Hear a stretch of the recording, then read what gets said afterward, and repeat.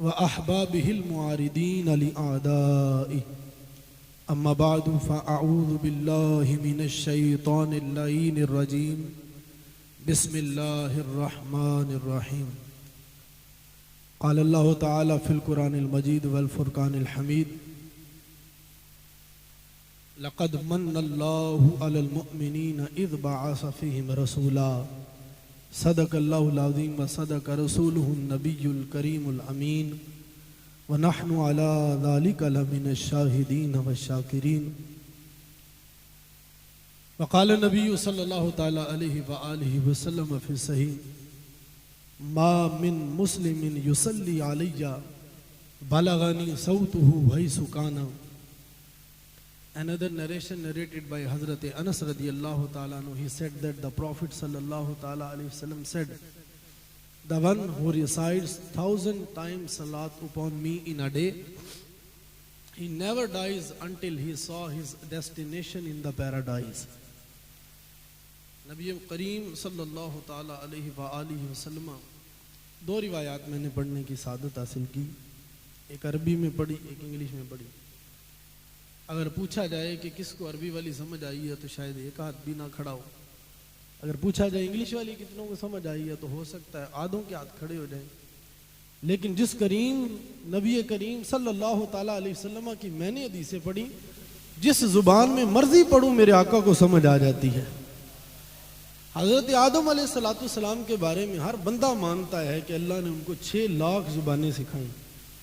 हजरत आदम अलैहिस्सलाम तो वो हैं कि जिन पर मेरे आका की नबूवत उनको भी शामिल है।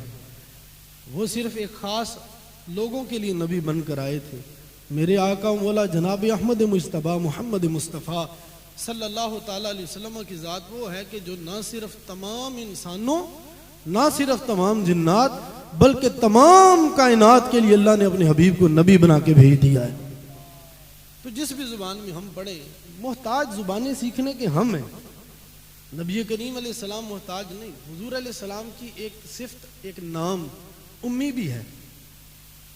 अब जिसने तो मोहब्बत रसूल में हुजूर के नामों का तर्जुमा किया तो वो तो मोहब्बत वाला तर्जुमा करेगा, लेकिन बाज़ लोग यहाँ पर भी डगमगा गए और माज़अल्लाह सुम्मा माज़अल्लाह उम्मी का तर्जुमा ये कर दिया कि अनपढ़। सारे कहें अस्तग़फिरुल्लाह। जिसने इसके मुस्तफ़ा जिसके सीने में था उसने उम्मी का तर्जुमा वो किया कि ऐसा शख्स जिसका बज़ाहिर दुनिया में कोई उस्ताद ना हो, इसके बावजूद उसको सब कुछ आता हो, उसको उम्मी कहते हैं। तो कुर्बान जाए हमारे आका मौला सल्लल्लाहु ताला अलैहि वसल्लम की ज़ात पर। तो 2 हदीस मुक़द्दसात मैंने पढ़ने की सादत हासिल की। जो इंग्लिश में पढ़ी तो हज़रत अनस उसको रिवायत करते हैं। आप फरमाते हैं कि नबी करीम सल्लल्लाहु ताला अलैहि वसल्लम ने इरशाद फरमाया कि मेरा जो उम्मती दिन भर में मुझ पर 1000 मरतबा दुरूद पाक पढ़ता है, तो नबी करीम सल्लल्लाहु ताला अलैहि वसल्लम फरमाते हैं कि वो उस वक़्त तक नहीं मर सकता जब तक कि अपना मकाम जन्नत में ना देख ले। तो इस बज़ाहिर देखने में बड़ी मुश्किल नज़र आता है कि 1000 बार दुरूद पाक कैसे पढ़ा जाएगा। तो अगर इसको हम तकसीम कारी की तरफ ले जाएं तो ये आसान हो जाएगा। जैसे 1000 बार दुरूद पाक पढ़ना है और बंदा मोमिन पर दिन में 5 नमाज़ें फ़र्ज़ है। अगर हर नमाज के वक्त 200 मरतबा दुरूद पाक पढ़ लिया जाए तो बाआसानी 1000 का अदद पूरा हो जाएगा। मज़ीद आसान कर लें, 200 मरतबा एक नमाज के वक्त में पढ़ना है तो मज़ीद आसान करते हुए 100 बार नमाज से पहले पढ़ लिया जाए, 100 बार नमाज के बाद पढ़ लिया जाए, वो भी आसान हो जाएगा। और इस तरह बाआसानी वो 1000 के अदद को पूरा कर लेगा। दूसरी जो रिवायत मैंने पढ़ने की सादत हासिल की, उसमें नबी करीम रऊफ़ुर रहीम सल्लल्लाहु ताला अलैहि वसल्लम फरमाते हैं मा मिन मुस्लिमिन, बंदा जैसा भी मुसलमान हो, क्योंकि ये अरबी का कायदा है, मुस्लिम यहाँ पर नकरा है और माँ यहाँ पर नाफिया है। अरबी का कायदा है कि जब नकरा तहत नफ़ी आ जाए तो ये उमूम का फ़ायदा देता है। फिर मतलब क्या हुआ? मतलब ये हुआ कि यहाँ पर मेरे आका व मौला का मुस्लिम कहने से मुराद कोई बहुत बड़ा वली, गौस, कुतुब, अब्दाल या औताद नहीं, और ना ही कोई बहुत बड़े मकाम व मर्तबे वाला मुसलमान, बल्कि इससे मुराद ये है कि मुसलमान हो, कलमा पढ़ता हो, चाहे जितना भी गुनाहगार हो। नबी करीम अलैहिस्सलाम फरमाते हैं कि क्या होता है कि जब मेरा ऐसा उम्मती जो सिर्फ कलमा पढ़ता हो, अगरचे गुनाहगार हो, जब वो मेरी जात पर दुरूद पढ़ता है तो बालागानी सौत है सुकाना, वो जहां से भी मुझ पर दुरूद पढ़ता है उसके दुरूद की आवाज मुझ तक पहुंच जाती है। इसमें हमारा कमाल कोई नहीं। दूरों नजदीक से सुनने वाले वो काने लाले करामत पे लाखों सलाम। ये हबीब के कानों का और हबीब के समात का कमाल है कि हम जैसे गुनाहगारों का दुरूद भी अपनी कान से सुन लेते हैं। मोमिनों पढ़ते रहो तुम अपने आका पे दुरूद, है फरिश्तों का वजीफा अस्सलातु वस्सलाम। मैं वो सुन्नी हूँ जमीले कादरी, मरने के बाद मेरा लाशा भी कहेगा अस्सलातु वस्सलाम। खुश्क शाखों को वो ताज़ा गुलाब देते हैं। शाख खुश्क हो जाए तो गुलाब नहीं उगते, लेकिन मेरे महबूब अगर खुश्क शाख की तरफ भी नजर कर दें तो वो भी गुलाब उगाना शुरू कर दें। खुश्क शाखों को वो ताज़ा गुलाब देते हैं, अहद पीरी को फिर से शबाब देते हैं। बंदे की उम्र गुजर जाए तो दोबारा जवानी नहीं आती, और ये उसूल है, दस्तूर है दुनिया का कि जवानी एक बार मिलती है, लेकिन मेरे करीम जिस बूढ़े पर नजर फरमा दे अल्लाह उसको भी जवान फरमा देता है। अहद पीरी को जो गुजर गई, अहद पीरी को फिर से शबाब देते हैं। पढ़ ले दुरूद गफलत न कर, खुदा की कसम तेरे सलाम का वो अब भी जवाब देते हैं। तो ये अकीदा होना चाहिए कलमा पढ़ने वाले का। एक बंदा जी माज़अल्लाह जी हुजूर तो मार के मिट्टी में मिल गया, एक बंदा कहने लगा अस्तगफिरुल्लाह अज़ीम। तो मैंने कहा कि आप कलमे का तर्जुमा तो करें। तो कहते हैं ला इलाहा इल्लल्लाह मुहम्मदुर रसूलुल्लाह सल्लल्लाहु अलैहि वसल्लम। हमने कहा तर्जुमा करें। तो तर्जुमा क्या किया कि अल्लाह के सिवा कोई इबादत के लायक नहीं। अगर तर्जुमे का मतलब कोई सही कर दे और उसका मतलब सही समझ ले, यकीन माने आधी से ज्यादा फिरका वारियत वैसे ही खत्म हो जाएगी। तो तर्जुमा का किया कि अल्लाह के सिवा कोई इबादत के लायक नहीं और मोहम्मद सल्लल्लाहु ताला अलैहि वसल्लम अल्लाह के रसूल हैं। तू जिंदा है वल्लाह, तू जिंदा है वल्लाह, मेरे चश्मे आलम से छुप जाने वाले। तो तर्जुमा ये किया। तो हम ये कहते हैं कि अगर कोई ये तर्जुमा करे कि अल्लाह के सिवा कोई इबादत के लायक नहीं और मोहम्मद सल्लल्लाहु ताला अलैहि वसल्लम अल्लाह के रसूल थे, तो हम उसको जवाब में कहेंगे तुम भी ये कहने से पहले मुसलमान थे, क्योंकि ये कहने के बाद बंदा मुसलमान रहता नहीं। क्यों? क्योंकि हर जमाना नबी करीम अलैहिस्सलाम का जमाना है। ये तमाम जमाने जितने गुजरे जितने आएंगे, इन सब जमानों को मेरे महबूब सल्लल्लाहु ताला अलैहि वसल्लम की नबूवत ने घेरा हुआ है। तो ये नबी करीम अलैहिस्सलाम के बारे में कीदा होना चाहिए कि नबी करीम अलैहिस्सलाम गुंबद खजरा शरीफ में मौजूद है। हुजूर अलैहिस्सलाम जब चाहे जहां चाहे जा सकते हैं और अल्लाह की तौफीक और अल्लाह की अता से जा सकते हैं, और जब चाहे जिस वक्त चाहे जिसका कलाम सुनना चाहे महबूब सुन सकते हैं। तो इस अकीदे के साथ मोहब्बत और शौक के साथ बयान के दौरान भी इस हवाले से बातें इंशाल्लाह एक दुआएंगी, तो अल्लाह ताला हमें सही अकीदा रखने की तौफीक अता फरमाए।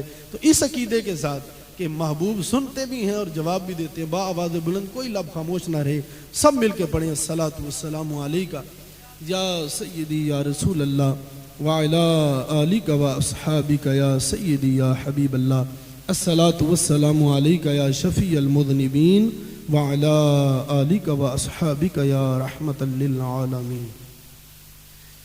नबी करीम रऊफ़ुर रहीम सल्लल्लाहु ताला अलैहि वसल्लम की ज़ात वो है कि अल्लाह तबारक व ताला ने अपने हबीब को हमें अता फरमाया। कोई ज़माने का उसूल ये है कि कोई किसी को अपना हबीब नहीं देता, लेकिन अल्लाह तबारक व ताला का वसत, अल्लाह तबारक व ताला की शान देखें कि अपना हबीब हमें अता फरमा दिया। अब आप कुरान पाक और अहादीस मुक़द्दसात का अगर मुताला करें तो आपको ये चीज़ वाज़ेह हो जाएगी कि अल्लाह तबारक व ताला ने मोमिनीन को और गैर मोमिनीन को बेशुमार नेमतें दी। तवज्जो आपने सिर्फ मेरी तरफ रखनी है। कोई आ रहा है जा रहा है, कोई चावल आ रहे हैं, कोई देग जा रही है, कोई जग जा रहा है, वो मामले चलते रहेंगे। महफिल के अदाब में से एक अदब ये है कि जब कुरान और हदीस का बयान हो तो दिल जमी के साथ वहाँ पर तवज्जो रखी जाए। सहाबा किराम अलैहिम रिदवान हुजूर अलैहिस्सलाम की बारगाह में इस कदर अदब से बैठते कि साहबा कहते हैं कि अगर साहबा इस अदब से बैठते थे कि अगर उन पर कोई परिंदा भी आकर बैठ जाता तो परिंदे को भी पता न चलता कि मैं इंसान पे बैठा हूँ कि पत्थर पे। इतने अदब से हुजूर की बारगाह में बैठते। तो हम भी हुजूर का जिक्र सुनने बैठे हैं, तो इंशाल्लाह हम भी अदब के साथ बैठेंगे और तवज्जो रखेंगे। तो नबी करीम अलैहिस्सलातु वस्सलाम के परवरदिगार ने हमें बेशुमार नेमतें अता फरमाई, बेशुमार नेमतें। अल्लाह तबारक व तआला ने हमें जन्नत अता फरमाई लेकिन जतलाया नहीं। खालिक कायनात ने हमें कितने अंबिया अता फरमाए लेकिन जताया नहीं। अल्लाह तबारक व तआला ने हमें ज़मीन अता फरमाई, आसमान बना के दिया, बादल दिए, सूरज दिया, चांद दिया, बेशुमार नेमतें जिसका कोई भी इंसान शुमार नहीं कर सकता अल्लाह ने हमें दी। लेकिन किसी भी नेमत को देकर खालिक कायनात ने जताया नहीं। लेकिन जब भारी अपने हबीब की आई तो अल्लाह ने अपना हबीब हमें अता फरमाया और कुरान में इस नेमत को जतलाते हुए जिक्र फरमाया, लक़द मन्नल्लाहु अलल मुमिनीना इज़ बअस फ़ीहिम रसूला। सुन लो लोगों कि हमने तुम पर बहुत बड़ा एहसान किया कि हमने तुम्हें अपना हबीब अता फरमा दिया है। अब लोग कहते हैं जी कुरान में कहाँ है मिलाद लिखा है, कहाँ है अहदीस में? क्या सिद्दीक़ अकबर ने मिलाद मनाया, उमर बिन खत्ताब ने मनाया?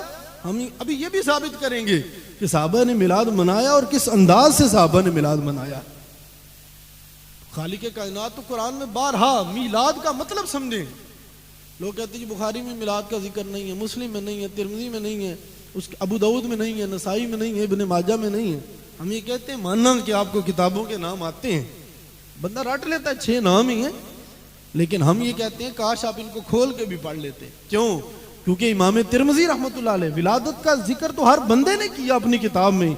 विलादत के मामलात अभी हम हदीसें सुनेंगे, विलादत का जिक्र तो हर बंदे ने अपनी अपनी किताब में किया। लेकिन कुर्बान जाए इमाम तिरमिज़ी रहमतुल्लाह अलैह पर, उन्होंने बाकायदा अपनी किताब जामे तिरमिज़ी में जो सियासत की किताब है उसमें बाब बांधा है, बाबु मा जाआ फी मीलादिन नबी सल्लल्लाहु अलैहि वसल्लम, और उसमें नबी अलैहिस्सलाम के मिलाद का जिक्र किया। बाकायदा तौर पर बाब का ये नाम है। कोई भी जामे तिरमिज़ी की किताब उठा के देख लें, आपको बाब का ये नाम नजर आएगा। तो मेरे और आपके आका मौला सल्लल्लाहु ताला अलैहि वसल्लम, मिलाद का बुनियादी तौर पर मतलब होता है विलादत।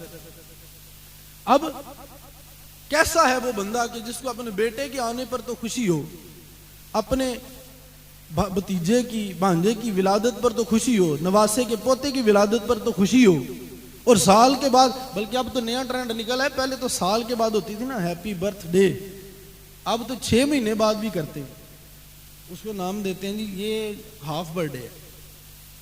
इस तरह की बातें भी निकल आई हैं, लेकिन हम फिर भी नहीं बोलते। क्यों? क्योंकि खुशी मनाना जायज़ है। हाँ, खुशी का अंदाज जायज़ होना चाहिए। जैसे मिसाल के तौर पर कोई बंदा सालगिरह करता है, लड़कियां लड़के मिक्स हैं, बीच में म्यूजिक चल रहे हैं, सारे मामला तो हो रहे हैं, तो हम कहते हैं ये जायज़ नहीं है। हाँ, कोई ऐसे करता है कि अपने चंद नेक दोस्तों को बुलाता है, नात पढ़वाता है, तिलावत कराता है, नात पढ़वाता है, उसके बाद मुख्तसर बयान करा के उनको चीज़ें खिला देता है, हम केक खिला देता है, कुछ भी कर लेता है। या फैमिली के कोई ऐसे मेंबर्स हैं कि जो आपस में एक दूसरे के महारिम हैं, तो ऐसे करता है, तो हम तो साफ तौर पे कहते हैं कि सालगिरह मनाना जायज़ है, कोई मसला नहीं। तो इसी तरह मिलाद मुस्तफ़ा सल्लल्लाहु अलैहि वसल्लम की महफिल है कि जिस बंदे को अपने बेटे की सालगिरह मनाने पर तो कोई कुरान हदीस की दलील ना दरकार हो, अपने भतीजे भांजे नवासे और पोते की सालगिरह मनाने के लिए तो उसको कुरान और हदीस से दलील नहीं चाहिए। लेकिन कैसा अकीदा है कि अल्लाह के हबीब की आमद पर खुशी करनी है तो उसको दलील चाहिए। बात समझे? हालांकि मिलाद का मतलब होता है विलादत। अब आप कुरान का मुताला करें, कुरान कहता है, जगह पर जगह कुरान कहता है, क्या कहता है? कुरान कहता है इन्ना अरसलनाका शाहिदम व मुबश्शिरम व नदीरा, ए हबीब हमने आपको भेजा। भेजना क्या होता है? हुजूर उधर से रब ने भेजा, दुनिया में रब के महबूब तशरीफ ले आए, यही मिलाद होता है। तो कुरान कहता है इन्ना अरसलनाका शाहिदम व मुबश्शिरम व नदीरा, कि हमने आपको भेजा शाहिद बनाकर, नजीर बनाकर, और हमने आपको सारी उम्मतों पर गवाह बनाकर भेजा। अगला मकाम उठा के देखें, कुरान कहता है कद जाअकुम मिनल्लाहि नूरुम व किताबुम मुबीन, कि तहकीक मुसलमानों तुम्हारे पास अल्लाह का नूर आया है और अल्लाह की किताब कुरान आ गई है। अब इस नूर से क्या मुराद है? उठाकर देखें तनवीरुल मिकबास फी तफसीर इब्ने अब्बास, ये सबसे पहली वो तफसीर जो इमाम मुजाहिद रहमतुल्लाह ताला अलैह जो ताबी बुजुर्ग हैं, इन्होंने हजरत अब्दुल्ला इब्ने अब्बास जो कि सहाबी हैं, हजरत अब्बास हुजूर के चचा, उनके बेटे अब्दुल्ला बिन अब्बास, ये मुफस्सिर कुरान थे, और ये वो हैं कि जिनको मेरे महबूब ने खुश होकर कहा है अल्लाह अब्दुल्ला बिन अब्बास को कुरान का आलिम बना दे। इनकी तफसीर तफसीर तनवीरुल मिकबास फी तफसीर इब्न अब्बास, उनसे पूछा गया कद जाअकुम मिनल्लाहि नूरुम व किताबुम मुबीन, यहाँ पर नूर से क्या मुराद है? तो फरमाते हैं नूर से मुराद नबी करीम अलैहिस्सलाम की ज़ात है। इब्न अब्बास ये सहाबी रसूल कह रहे हैं कि यहाँ पर कद जाअकुम मिनल्लाहि नूरुम व किताबुम मुबीन से नूर से मुराद महबूब दो आलम की ज़ात है। तो ये भी नबी अलैहिस्सलाम की आमद का जिक्र, जाअकुम मिनल्लाहि नूरुम व किताबुम मुबीन, आए तुम्हारे पास अल्लाह का नूर। जगह ब जगह कुरान में नबी अलैहिस्सलाम की आमद का जिक्र है, बल्कि बात इससे भी अगली बताने लगा हूं। अभी मैं कुरान तक हूं, अभी हदीस पे जाएंगे इंशाल्लाह। कुरान में रब तबारक व तआला ने जितने भी अंबिया भेजे, हर नबी से आलम अरवा में ये वादा लिया था कि तुम जाओगे और जाकर तौहीद का पैगाम दोगे और मेरे आखिरी आने वाले हबीब की आमद की खुशियां भी सुनाओगे। आने वाले आखिरी हबीब की आमद की खुशियां भी सुनानी है। सारे नबी जितने आते रहे वो मेरे और आपके आका मौला सल्लल्लाहु अलैहि वसल्लम की आमद की खबरें देते रहे। और सबसे बढ़कर जो हुजूर की आमद की खबर हजरत ईसा अलैहिस्सलाम ने दी, खालिक कायनात को वो कलाम इतना पसंद आया कि उसको कुरान की जीनत बनाया। कुरान पाक में खालिक कायनात हजरत ईसा का कौल नकल फरमाते हुए इरशाद फरमाता है, मुबश्शिरम बिरसूलिन याति मिन बादी इस्मुहु अहमद। हजरत ईसा कहते हैं मैं खुशखबरी सुनाता हूं तुम्हें आखिरी आने वाले रसूल की, जिसका नाम रब ने अर्शों में अहमद रख दिया है। इसका नाम अल्लाह ने अहमद रखा है। 28वां पारा उठा के देखिए, कमोबेश 500 साल पहले हुजूर की आमद से 500 साल पहले अल्लाह के नबी, अल्लाह के रसूल हजरत ईसा अलैहिस्सलातु वस्सलाम आखिरी नबी के आने की खुशखबरियां सुना रहे हैं। ये है अकीदा कुरान की आयत से जो साबित। आगे चलें, हमारे पास अल्लाह के फजलो करम से दलाइल। 11वां पारा सूरह यूनुस, अल्लाह तबारक व तआला उसूल बयान फरमाया, शरीयत मुतारा। ये याद रखें, ये इस्लाम का हुस्न मैं आपको बता रहा हूँ। वही बताएगा जारी बात जिसने किताबें पढ़ी होंगी, निचोड़ निकाला होगा। इस्लाम का उसूल, इस्लाम का हुस्न देखें। जो बाकी दीन पहले आते रहे वो कैसे आते रहे कि ये मसला दरपेश आया वही आई मसला, ये मसला दरपेश आया वही आई मसला, ये मसला दरपेश आया वही आई मसला। वो नबी दुनिया से तशरीफ ले गए, अगले नबी आ गए, पिछले नबी की शरीयत खत्म। बात समझ नहीं आपने? पिछले नबी की शरीयत है, बोलो तो सही, पिछले नबी की शरीयत खत्म। लेकिन कुरान और अल्लाह के हबीब सल्लल्लाहु अलैहि वसल्लम के फरामीन, ये दीन कब तक रहेगा? कयामत तक। कितने दौर बदलेंगे, कितनी सदियां बदलेंगी, कितनी दुनिया में नई नई चीजें आएंगी, लेकिन अल्लाह के हबीब और अल्लाह का ये दीन इस्लाम, जिसके बारे में खालिक कायनात कुरान में फरमाता है, इन्ना दीना इंदल्लाहिल इस्लाम, अल्लाह के नजदीक एक ही दीन है और वो दीन अल्लाह ने इस्लाम पसंद किया है। ये वो दीन कि कयामत तक दौर बदलेंगे, कयामत तक नए नए लोग आएंगे, मशीनरी आएंगी, टेक्नोलॉजी तरक्की करेगी, लोग क्या से क्या हो जाएंगे, नमाजों का तरीका बदल जाएगा, लोग कभी कहां खड़े होकर नमाज पढ़ेंगे। पहले तो जहाज नहीं होते थे, अब तो जहाज आ गए, फिर जहाज में नमाज कैसे पढ़ेंगे? कितने मसाइल नए नए, ट्रेन आ गई, बस आ गई, बस में नमाज कैसे पढ़ेंगे, ट्रेन में नमाज कैसे पढ़ेंगे, मोबाइल आ गया, नमाज में मोबाइल बच जाता है, अब क्या करेंगे? तो जितने भी जदीद मसाइल आएंगे कयामत तक, ये इस्लाम का हुस्न है कि अल्लाह और अल्लाह के हबीब का इस्लाम इतना हुस्न वाला है कि पहले एक मसला होता तो वही आती मसला हल हो जाता, दूसरा मसला होता वही आती मसला हल हो जाता। लेकिन इस्लाम को अल्लाह ने ऐसा हुस्न दिया, कयामत तक कोई भी मसला आए, कुरान और हदीस ने ऐसे उसूल बयान कर दिए हैं कि उन उसूलों पर बात को परख कर कयामत तक के तमाम मसाइल हल किए जा सकते हैं। ये दीन उसूलों पर कायम है, ये दीन उसूलों पर कायम है। ये होता है किसी चीज का हुस्न कि एक मर्तबा उसूल मुरतब कर दिए जाएं और वो उसूल इतने जामे हों, इतने माने हों कि वो उसूल क़यामत तक, वो उसूल सदियों की सदियां चलते रहें। वो उसूल वैसे के वैसे रहे, उन पर जितने मर्जी मसाइल परख के देख लो, आपका आने वाला मसला तो गलत हो सकता है, वो उसूल कभी गलत हो सकता नहीं। अब 11वां पारा सूरह यूनुस, अल्लाह तबारक व तआला ने उसूल बयान फरमाया। वो उसूल क्या है? खालिक कायनात ने फरमाया, कुल, मैं भी कह सकता हूं लेकिन ए हबीब आप फरमा दीजिए। ये भी बड़ा प्यारा अंदाज है कुरान का। पूरे कुरान में कोई बंदा ये नहीं बता सकता कि अल्लाह ने अपने हबीब को या मोहम्मद कह के पुकारा हो। जब भी पुकारा ये हमें अदब सिखाने के लिए, वरना खालिक के कायनात तो रब है, वो तो जैसे भी पुकारे वो तो रब है, वो तो पैदा फरमाने वाला है, वो तो पुकार सकता है।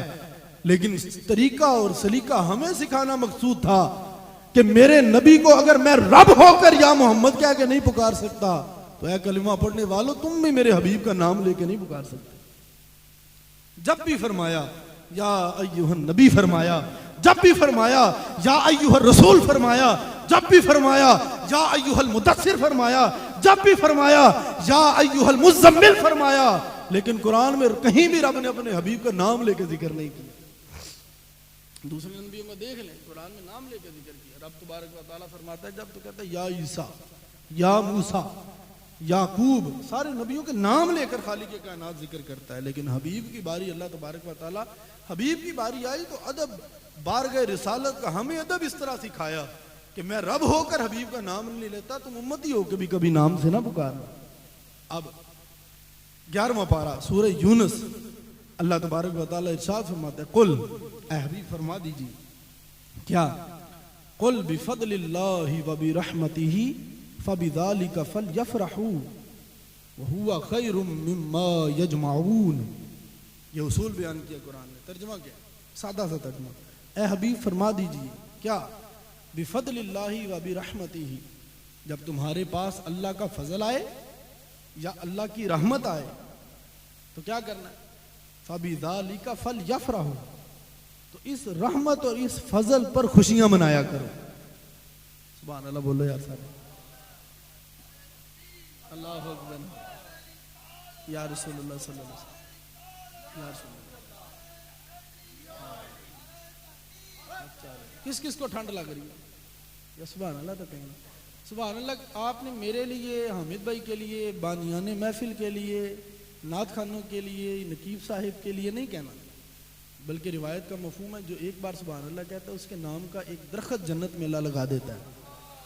और हमारा ये अकीदा है कि जन्नत में दरख्त कांटे का तो नहीं लगेगा, और ऐसा भी नहीं लगेगा कि जिसको कुछ लगता ही ना हो, क्योंकि जन्नत में कोई भी चीज बेमकसद नहीं होगी। दुनिया में अल्लाह ने कोई चीज बेमकसद नहीं बनाई, तो जन्नत में कैसे बेमकसद बनाई होगी? तो हमारा अकीदा है कि वो दरख्त लगेगा तो इंशाल्लाह फलदार दरख्त लगेगा, तो जिसके नाम का फलदार दरख्त लगेगा फिर वो फल खाने जन्नत में भी तो जाएगा।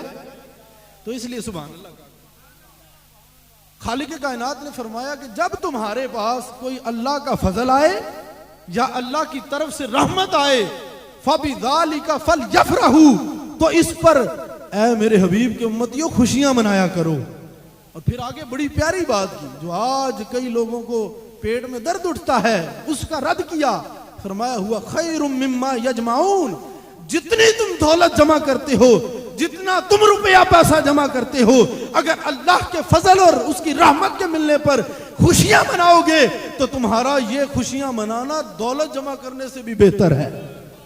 और हम कुरान से पूछते, किसी से क्यों पूछे, हम कुरान से पूछते हैं, ऐ कुरान हमें बताओ कि अल्लाह का फजल और उसकी रहमत क्या है?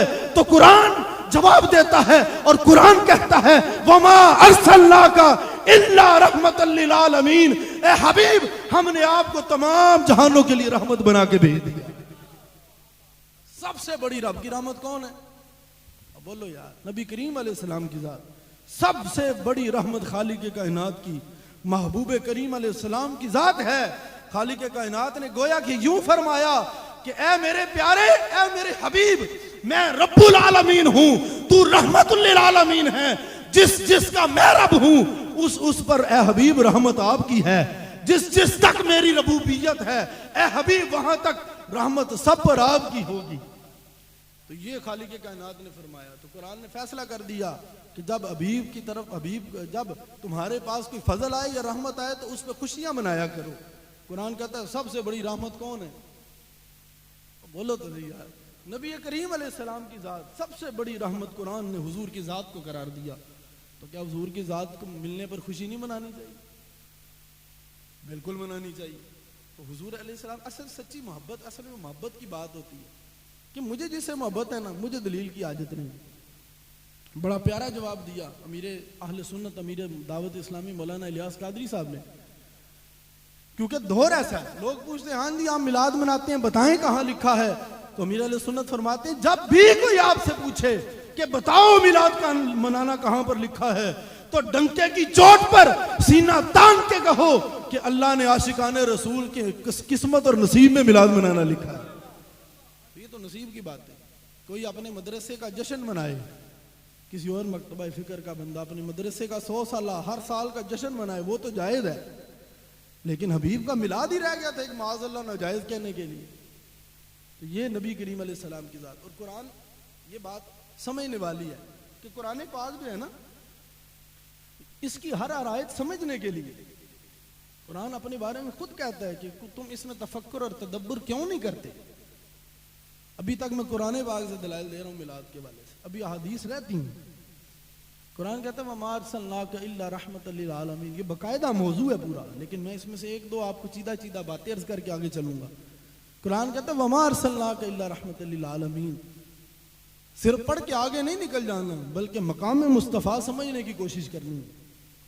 नबी करीम अलैहिस्सलाम को कुरान पाक में अल्लाह तबारक व तआला ने रहमतुल लिल आलमीन का, तमाम जहानों के लिए रहमत। रहमत का सादा मतलब होता है किसी पर रहम कर।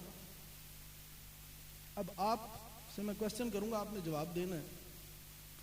आप मुझे ये बताएं कि बाहर दूर 4-5 सड़कें छोड़कर अगर किसी का एक्सीडेंट हो जाए, आप यहाँ पे बैठे हैं, आपको पता ही नहीं उसका एक्सीडेंट हुआ, आप उस पर रहम कर सकते हैं? बोलो तो सही यार, नहीं कर सकते। क्यों? आपको पता ही नहीं है वो बेचारा मुसीबत में। ये पता हो मुसीबत में, फिर तो आप रहम कर सकते हैं।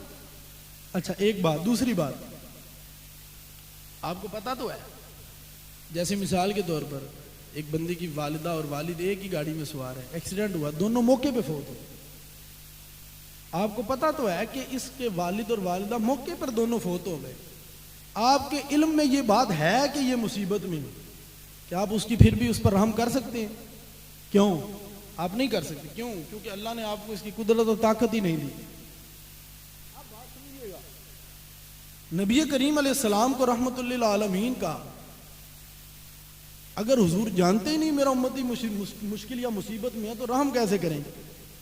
बात समझिएगा। अच्छा दूसरी फिर बात, हुजूर जानते तो हैं ये रहम के काबिल है, लेकिन अगर अल्लाह ने ताकत ही ना दी हो तो रहम कर सकते? बोलो तो सही यार, नहीं कर सकते। तो ये बात माननी पड़ेगी कुरान की इस आयत से कि अल्लाह ने अपने हबीब को वो मकाम अता फरमाया है कि दुनिया के किसी कोने में चाहे कैसा ही मुश्किल और मजबूर कोई क्यों ना हो, जब भी उसको रहम की जरूरत होगी, मेरे करीम आका अलैहिस्सलाम उसकी जरूरत समझते भी होंगे और अल्लाह की अता से उसकी जरूरत पूरी भी कर सकते हैं। ये कुरान की आयत का मतलब है कि अल्लाह के हबीब जहां भी कोई बंदा मुसीबत में हो वो रहम के काबिल हो, क्योंकि महबूब रहमतुल लिल आलमीन है, तो हुजूर रहम फरमाने पर कादिर भी हैं और हुजूर रहम फरमाते भी हैं। नबी करीम अलैहिस्सलातु वस्सलाम ने फरमाया कि मेरे सामने पूरी कायनात ऐसे है जैसे हथेली पर राई का दाना। मैं मदीने में बैठकर पूरी कायनात को ऐसे देखता हूं जैसे हथेली पर राई के दाने को देखता हूं। हमारा ये अकीदा है कि अल्लाह के हबीब जब चाहे जहां चाहे जा सकते हैं, जब चाहे जिस वक्त चाहे अपने उम्मतियों की मदद भी फरमा सकते हैं। अब इस बात को आसान मिसाल से समझें। शैतान के बारे में किसी बंदे को शक नहीं कि वो इस वक्त बैठ के यहाँ पर लाहौर में अगर किसी को बरगला और बहका रहा है, तो इसी वक्त वो अमेरिका वालों को भी बहका रहा होगा। अगर वो अमेरिका में बहका रहा होगा तो वो न्यूजीलैंड वालों को भी बहका रहा होगा। ऐसे ही है, किसी को कोई शक आज तक नहीं आया। शैतान की बारी किसी को शक नहीं आया कि यार ये कैसे हो सकता है कि एक शैतान इतनी स्पीड उसकी, वो जब चाहे जिधर चाहे जिस वक्त चाहे जा सकता है। शैतान तो मरदूद है, अल्लाह की बारगाह से दुदकारा हुआ है। जब मरदूद को अल्लाह ये ताकत दे सकता है तो अपने हबीब को कितनी ताकत अता फरमाता। ये अकीदों की कमजोरी हमारे। आज जिसका जो दिल करता है मुंह खोलता है, कुरान हदीस पढ़े बगैर वो अपनी मर्जी का मतलब और मफहूम लाकर सामने रख देता है। अरे हम ये कहते हैं हमारा रब, हमारे हबीब तो वो हैं कि आप पैदाइश के बाद की बात करते हो, पैदाइश से 50-55 दिन पहले वाकया फील होता है। तो कुरान जब नाजिल हुआ तो रब फरमाता है अलम तारा कैफ़ फ़अल रब्बुका बिअस्हाबिल फील। ए हबीब अभी महबूब पैदा भी नहीं हुए तो रब फरमाता है हबीब क्या आपने ना देखा हमने हाथी वालों के साथ क्या मामला किया। अब हम जैसे हो जी हुजूर तो है नहीं थे तो अल्लाह, अब ये बात याद रखिए अल्लाह का कलाम कभी भी लग़व नहीं हो सकता। जो ये माने कि अल्लाह का कलाम लग़व या फजूल हो सकता है माज़अल्लाह, वो तो वैसे ही दायरे इस्लाम से खारिज हो जाता है। अल्लाह तबारक व तआला के कलाम का लफ्ज़ तो दूर की बात, ज़ेर ज़बर तो दूर की बात, कोई नुक्ता भी बेमाना नहीं है।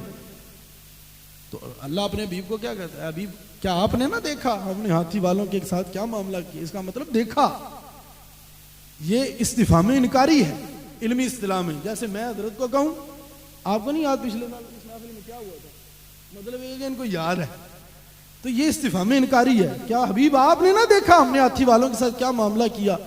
तो कुरान ये कहता है गोया कि ए हबीब बेशक आप उस वक्त भी मुलाहिजा फरमा रहे थे। क्यों?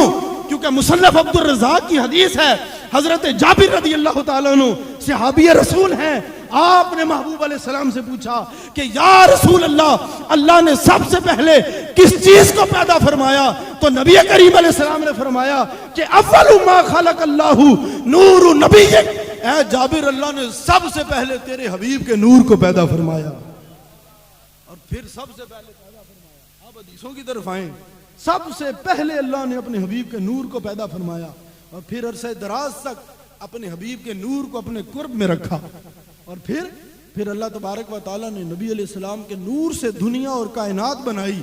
आज जो सूरज की रोशनी है, आज जो चांद की रोशनी है, आज जो सितारे डगमगा रहे हैं, ये सब मेरे मुस्तफ़ा के नूर के फैज़ से चल रही है।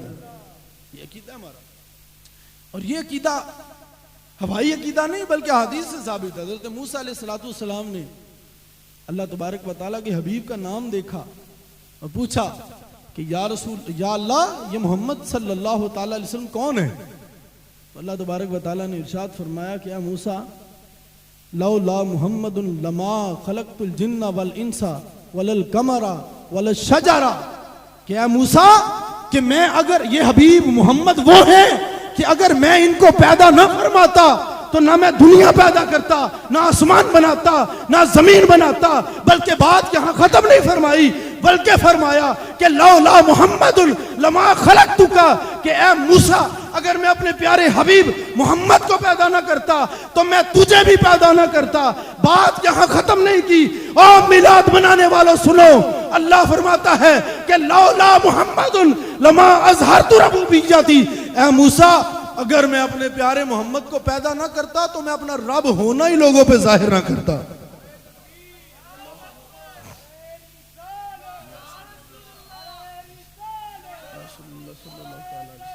हक चार यार या गौसे आज़म, जश्न मीलाद नबी, जश्न मीलाद मुस्तफ़ा। तो ये अकीदा हदीस से जो हमें मिलता है कि हबीब वो हैं कि जो वजह तख्लीक कायनात हैं। अगर हबीब को अल्लाह पैदा ना फरमाता तो कोई भी चीज़ कायनात की अल्लाह पैदा ना फरमाता। ये अकीदा होना चाहिए। तो बयान को अपनी क्लोज करते हुए इस बात की तरफ कि आखिर हमें मिलादुन नबी सल्लल्लाहु ताला अलैहि वसल्लम मनाने में मसला क्या है, मसला क्या है। बात ये है, सीधी सी बात, सीधी सी दो टोक उसूल मैं आपको बताता हूं। अब बात आपने समझ नहीं और मेरे जवाब देना है। आलू खाना जायज? बोलो तो सही यार, किसी को शक है तो बता दो। नहीं जायज, मोटा हो पतला वो तो बात का रिजल्ट है, वो जैसा भी हो। आलू खाना जायज, मटर खाना, गाजर खाना, अगर तीनों को मिक्स करके खा लो फिर सारे बोलो फिर। अच्छा, मिलाद की महफिल में क्या होता है? सबसे पहले तिलावत, फिर नात खानी, तीसरे नंबर पे बयान और चौथे नंबर पे दुआ। तिलावत करना क्या है? जायज। नात पढ़ना, बयान करना, दुआ करना, तो सारे इकट्ठे हो गए नजायज कैसे हो गए? सारे इकट्ठे हो गए नजायज कैसे हो गए? सिर्फ इस वजह से हो गए कि यहां पर नबी करीम अलैहिस्सलाम के मिलाद का जिक्र हो गया। आज मिलाद की महफिल यह कहकर नहीं मनाई जाती कि जी साहबा ने नहीं मनाई, हम क्यों मनाएं। तो कोई बंदा खड़ा होकर यह भी बता दे कि साहबा ने सीरतुन नबी का जलसा कब किया था। तो जिस दलील के तहत आपका सीरतुन नबी का जलसा होता है, उसी दलील के तहत हमारा मिलाद मुस्तफ़ा का जलसा होता है। और जो मिलाद नहीं मानता, जो हुजूर की विलादत नहीं मानता, वो सीरत क्या मानेगा? सीरत मानने के लिए तो जरूरी है पहले मिलाद तो माना जाए। तो हम मिलाद मानने वाले हैं, फिर हम हुजूर की सीरत पे भी अमल करने वाले हैं। साहबा ने मिलाद कहाँ मनाया? हदीस पाक सुने, नबी करीम सल्लल्लाहु ताला अलैहि वसल्लम हुजूर हुजरे से बाहर तशरीफ लाए, साहबा किराम मजमा लगा के बैठे। ये हदीस की जो 6 मशहूर किताबें हैं उनमें से एक किताब है अबू दाऊद शरीफ, उसके अंदर ये हदीस पाक मौजूद है, बिल्कुल सही सनद के साथ।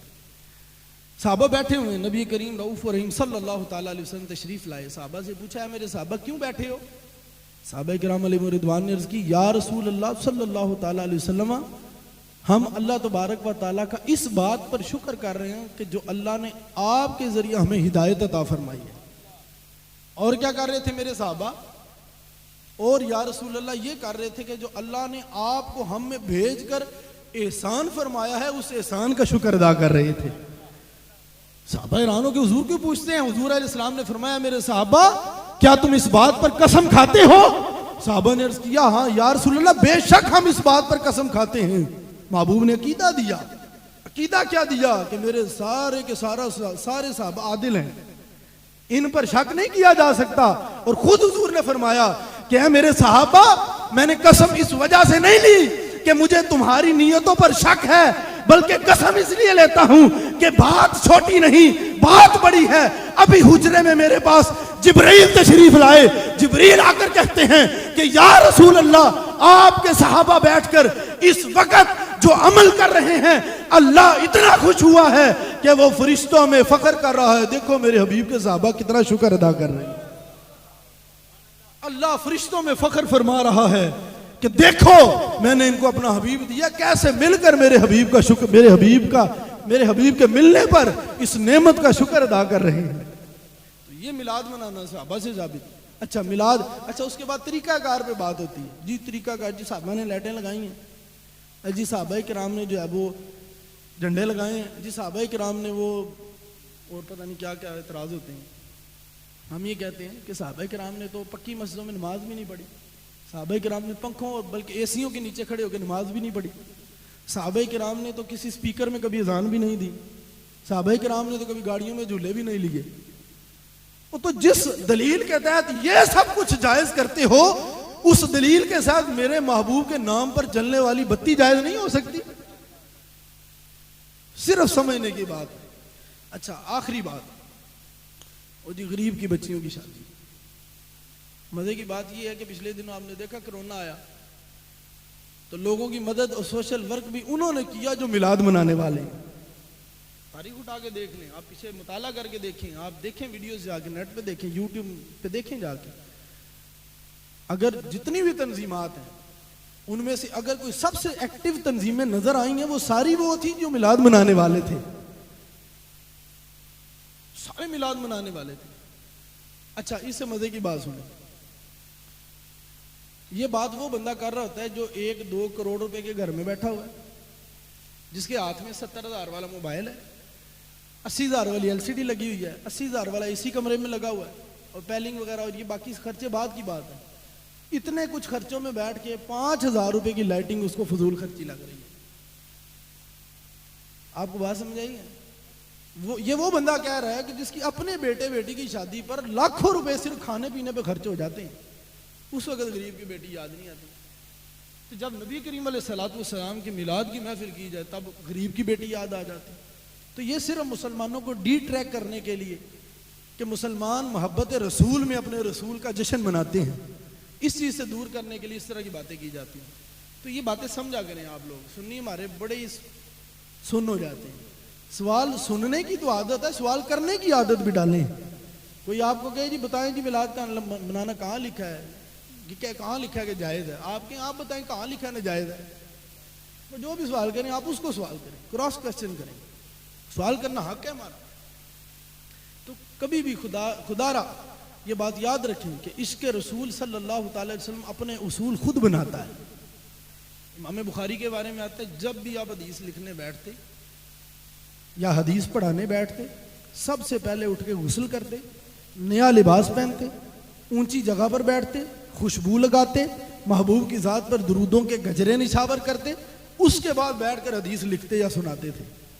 आप मुझे बताएं किसी से अभी के फेल अमल से ये बात साबित हो? किसी एक सहाबी रसूल से भी ये बहुत अदब करते थे साहबा, लेकिन किसी हदीस में ये बात साबित नहीं है किसी सहाबी के बारे में, तो क्या कहेंगे कि साहबा तो ऐसे नहीं करते थे, इमाम बुखारी गलत करते थे वुजू करके।